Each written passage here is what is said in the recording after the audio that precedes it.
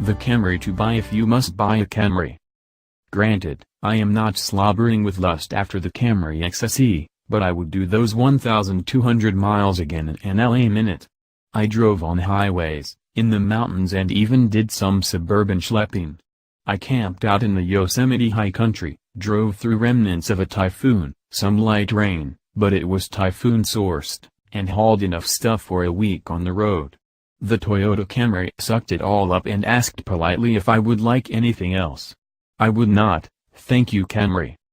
This was the sporty XSE trim level of the Camry line, with the 268 horsepower V6 engine, the top of the line, if you ask me.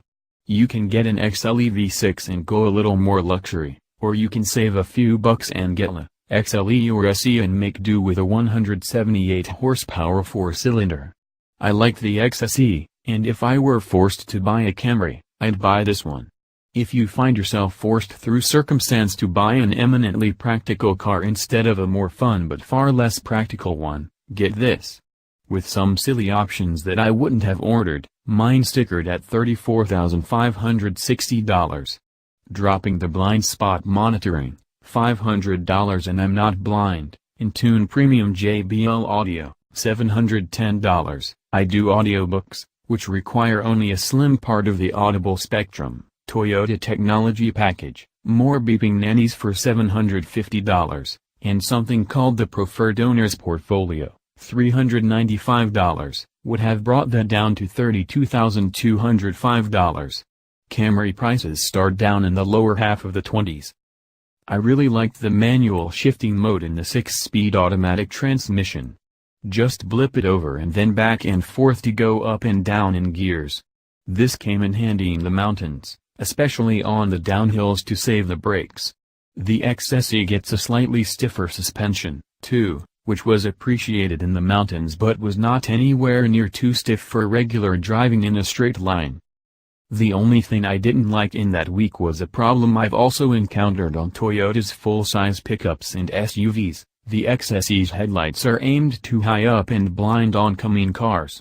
Why does Toyota not care about oncoming cars? Some of them are Toyotas, you know. I had only a few relatively light items in the trunk, so it wasn't a question of the tail dragging and the headlights aiming up because of that. Otherwise, I was perfectly happy, as are most Camry buyers.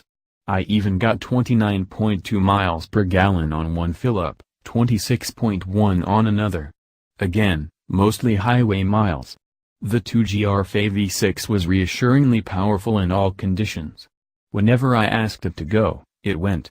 Published figures say it'll get to 60 miles per hour in 6 seconds, sometimes less, which is perfectly acceptable for a mid-size family sedan.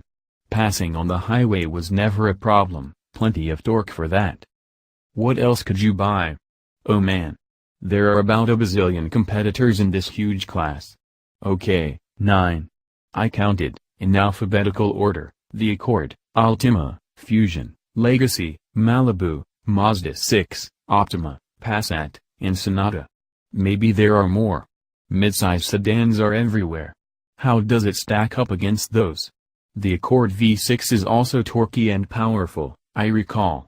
The Malibu is very pleasant to own, at least the week I owned it. The Passat was fun to drive. The list goes on and on. And then there are enough trim levels and drivetrain packages to make your head pop. If you like doing research, sift through all that data and see which one fits your needs.